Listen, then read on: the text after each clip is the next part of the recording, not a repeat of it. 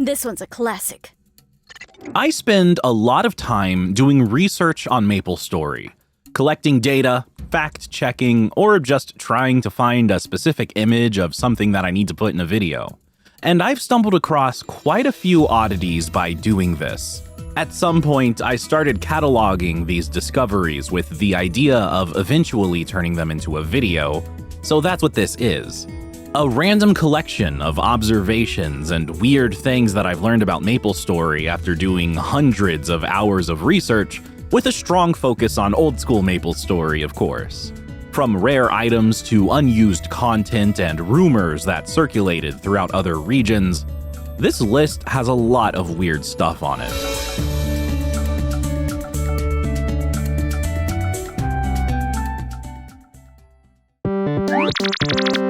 An iconic bit of classic MapleStory is rolling the dice for stats when creating a character. The minimum stat allowed is 4, and you're given a pool of 9 points that allocate randomly when you roll the dice.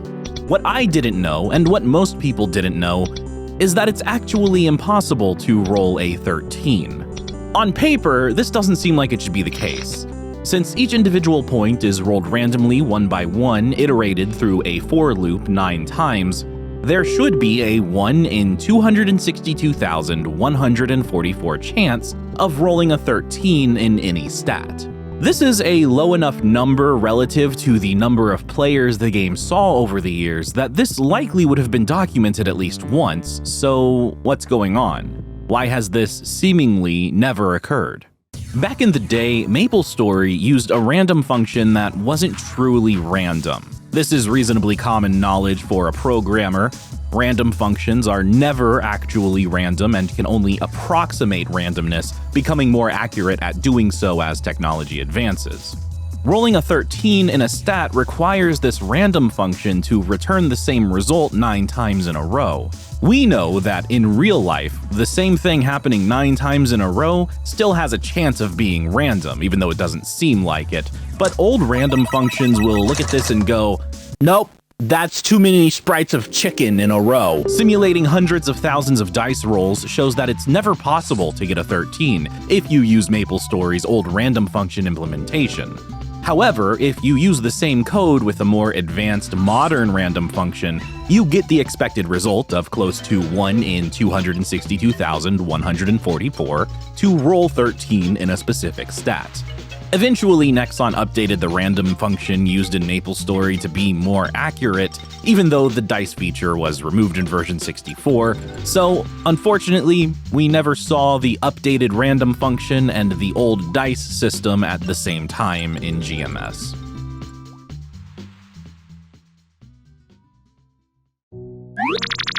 In Korean MapleStory in 2003, there was one item in the game that was never meant to be obtained. It is known as Cutter Moon. Looking at this item, your first thought might be, that's just the Eviscerator, a level 120 polearm with 9 attack speed, the slowest possible value. It has 102 base weapon attack, but... Well, you probably don't have encyclopedic knowledge of obscure old-school MapleStory weapons because I presume that you're normal. But even if we use this info and these numbers, we immediately see that they're wrong. This is a different weapon. The attack speed for the Cutter Moon is the lowest value possible, 9. I believe this to be the same as the Eviscerator, but everything else about the Cutter Moon is different. Supposedly, it first appeared in the KMS closed beta in 2002, and it was meant to be removed before the game actually launched in South Korea in April 2003. One day, a user revealed that they had a Cutter Moon in their possession. This was on June 29, 2004. This weapon was a huge source of rumors in the KMS community. People thought it unintentionally dropped from Zachem for a while until being removed from its drop table. In reality, when this weapon appeared, Zachem was unkillable. The true source of this item was Crimson Balrog, though it seems that the weapon being in any drop table for any boss was an error, as the weapon was not meant to be obtainable and it directly competed with the Eclipse, another level 80 polearm that had a faster attack speed. The existence of the Eclipse made the Cutter Moon a pointless inclusion. It makes sense that it was redesigned to be a level 120 weapon instead, though it's not like this made it any more useful. Attack speed was king for Dragon Knights, and the red surfboard was the fastest high-level polearm available, but we've already discussed that in the Dark Knight video. The most famous user who owned a Cutter Moon was known as Chomchong, a relatively low-level Dragon Knight. He resided in the Zenith world, and it's said that he purchased the weapon from another user. There's a very well-known interview with Chomchong wherein he revealed a lot of information that debunked the rumors surrounding this weapon. Chomchong's Cutter Moon was eventually removed by GMs on August 23, 2005, though in this screenshot, Chomchong is level 22. It seems he remade his character, which is weird, and it's not known why he did this. After this, everyone thought all Cutter Moons were removed from the game, and 7 years passed by without any information.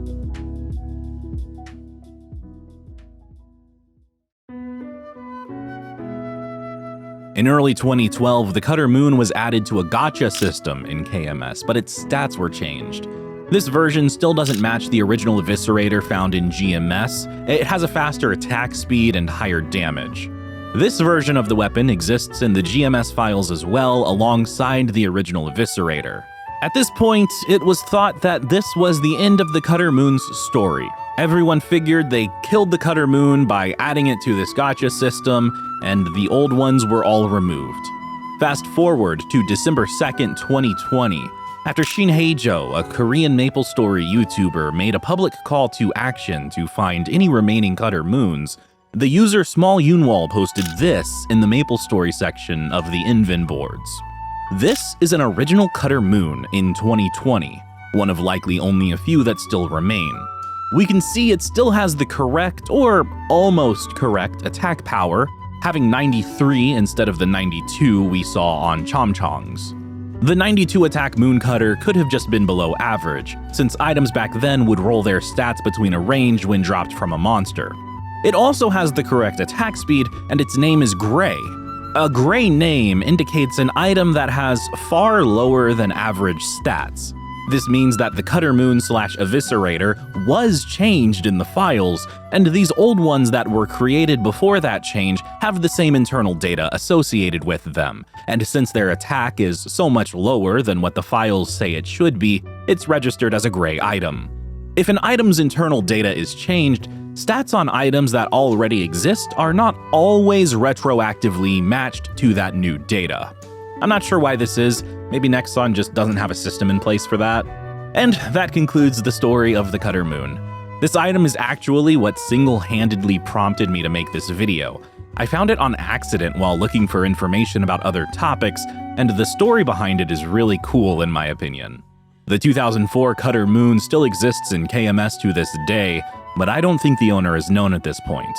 As far as getting an Eviscerator in GMS, I'm not sure how one would go about this. It doesn't look like it can be crafted, and I don't think any mob drops it, so it's probably rare in GMS as well due to its odd level requirement and lack of presence on any drop table.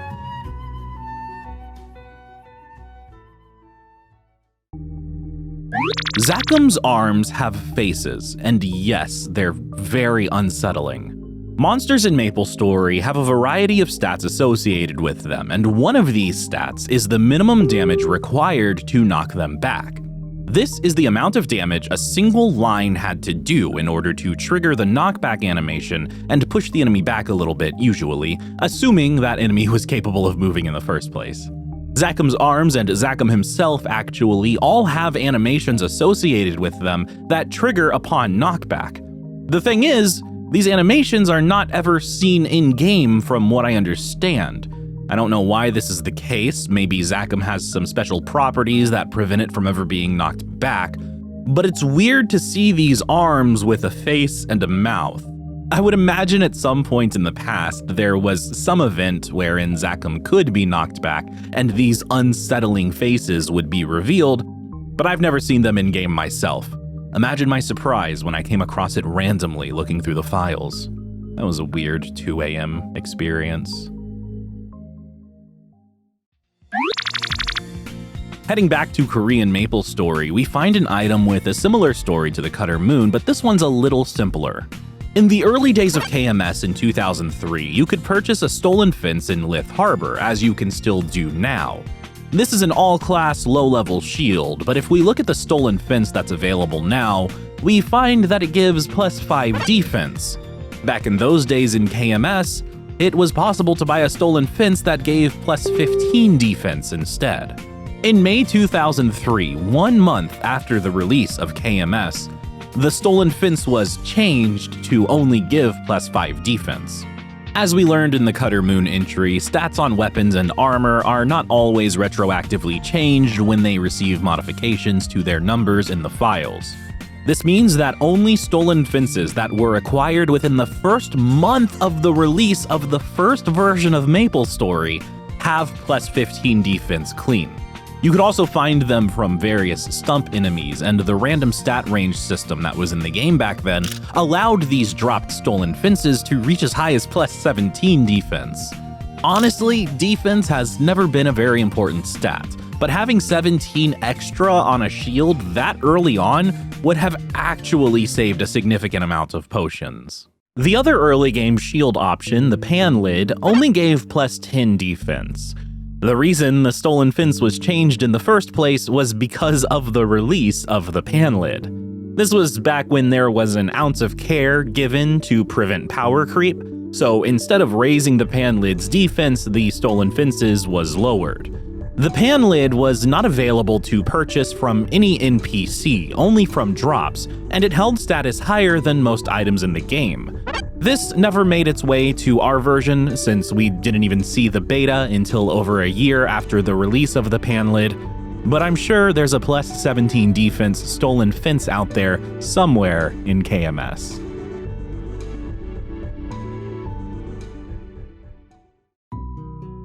When doing research for my MapleStory history video, I came across a flash file that served as a teaser for Third Job's release in version 14. The file I was able to get my hands on was incomplete, but someone was kind enough to send me the full thing, so let's take a quick look at it. Oh, here we go.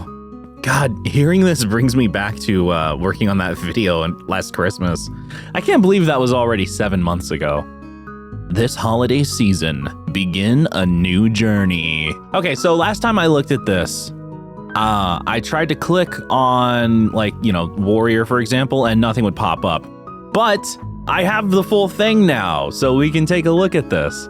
Okay, just don't even oh, that's cool. It's got a little, I knew that this information had to be out there somewhere. I'm really glad that somebody actually sent it to me. It's about what I expected. There's no videos, but there are a whole hell of a lot of pictures, and it's literally just screenshots of some of the Third Job skills. It doesn't even show White Knight's advanced charge blow. Oh no, I think it's just charge blow in Third Job. ACB is Fourth Job. But you can see the different charges. That's pretty cool. These pictures aren't even framed consistently. They're just taken. And then we have Dragon Knight, which is a class I've already talked about. You got, Dragon Fury, and then you got Crusher.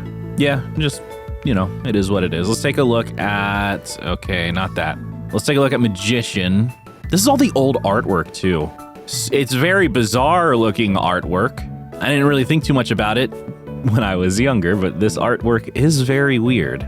Element composition is such a cool skill. Explosion's pretty awesome. Poison Mist is downright busted. Seal is pretty good, but I don't think Seal is as good as Doom. This would have been really cool back in, God, when was this, 2006? Back when it was actually relevant. Oh, this is just a Korean dude. This is just a Korean dude. It's not even the actual, they didn't even take a new picture for it. There's probably a Korean language version of this somewhere out there. Okay, so Prist here is showing us some of the Third Job skills. And it was very funny looking back at some of these and remembering the videos that I've made for the classes, because as of this video, I've only done Night Lord, Bishop, and Dark Knight. So I'm very, very intimately familiar with their skills, and every other class is just like, I don't know. Yeah, it's so weird seeing all this, because I remember starting MapleStory When I started playing, third job was already a thing. It was already a goal to shoot for. They did not get good pictures of Strafe. Look at this. Where did those 4 arrows come from? They could have come from anywhere. From the gold Meso coin here? Is that where it's from? Because she sure as hell didn't do it. She's just standing there. Arrow Eruption, Blizzard, which was better than Inferno. I don't know if that's actually true, but it could freeze enemies and that was useful. All right, finally we have Hermit. I can't even imagine what it was like seeing this for the first time. I'm being like, oh my God, look at the stuff we can unlock. Shadow Meso. I can't even imagine. It must have been so cool because just looking at this it's making me pretty happy to see. And I've known about these skills. I've been very familiar with like all of these skills for most of my life. And still seeing this is like, oh, this is so cool. So there's something wrong with me. Anyway, shout outs to the person who sent me this on Discord. I greatly appreciate it. This was very cool to take another look at.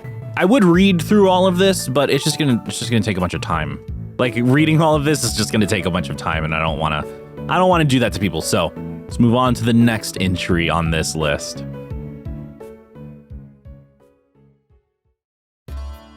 I receive a lot of messages and emails from people. They might want to thank me for making a specific video or inform me about something I might not know. Whatever the reason for the message, I don't always reply, but when I was given a folder full of old screenshots from the Korean MapleStory beta, I took a look. I figured, if nothing else, I could use the screenshots in future videos. This folder contained not only screenshots of the Korean MapleStory beta, but also screenshots from the Japanese MapleStory beta, 2 eras and versions of the game that I am admittedly not too familiar with. A lot of it was just mildly interesting, a few things here and there that I thought were cool, and then I stumbled upon this picture. At first glance, I just kind of thought it was nothing and moved on. A picture that was annoyingly cropped and therefore impossible to glean much information from. I didn't really process what I was looking at because I still had another 100 pictures to pour through. The next day, I remembered this image and took another look, this time with the intention of figuring out what the hell it is. We all know the Red Whip, a very iconic OSMS weapon, and this appeared to be the exact same weapon recolored blue. I had a few initial theories as to what this could be. The first and most obvious answer being that it's a doctored image, maybe some weird color correction using an old version of some kind of paint software from the early 2000s that resulted in a picture representing a mysterious weapon that probably didn't actually exist. But since that answer didn't make for an interesting mystery, I allowed myself to explore other possibilities. Given the context of this folder only containing KMS and JMS files and the Chinese characters on the part of the image that we can actually see, I assumed this item was from JMS, and I started to search around for an answer. First, I asked the person who gave me the files to see if they knew what the item was. They pointed me in the direction of an expert whose knowledge of the game far surpasses my own, and they started looking around for an answer. Unfortunately, our expert determined that it likely wasn't real, as there were no records of a blue whip anywhere in the files. This was disappointing, certainly, but it wasn't surprising. If this was ever real, it would be much more widely known than it actually is. Going forward with the knowledge that it probably wasn't real, I decided to seek out the true source of this image and find out why it existed. If it wasn't real, was it a mistake? Did someone intentionally alter an image and try to claim that blue whips existed? Well, as it turns out, yeah, that's what happened. Around 2005 in JMS, there was a rumor going around that this blue whip was real, and without proper databases or any way to check the validity of this claim, it circled around the community for a little while until it was forgotten. I found a post on an FC2 blog from 2009 that mentioned that the blue whip image was posted on a site called MapleStyle. Whether MapleStyle was the name of another blog or a standalone website, I'm not sure, but this was enough information for me at this point to drop the topic entirely and move on. The story of the mysterious blue whip turned out to be far less interesting than I had hoped, but it's cool to learn about rumors that originate from other versions outside of GMS.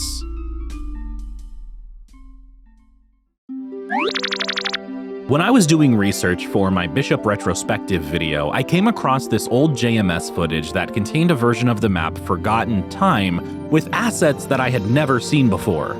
JMS and KMS received Ludibrium way before we did in GMS, and it never even crossed my mind that these maps would have ever been altered. Despite my best efforts, I was unable to find any files that had this early version of Ludibrium, but it's something I'd eventually love to take a look at. It makes me think there are plenty more early versions of various areas that I've never seen that are hidden in some obscure old version of the files before GMS. And that's all of the interesting things that I have to report for now. Perhaps as I continue to dig through the files, I'll find more interesting things to talk about. There's no shortage of weird things that I can find about MapleStory, but most of them aren't really worth mentioning, unfortunately. Hopefully, I'll find enough in my journey through MapleStory nostalgia that I can compile another video like this in the future.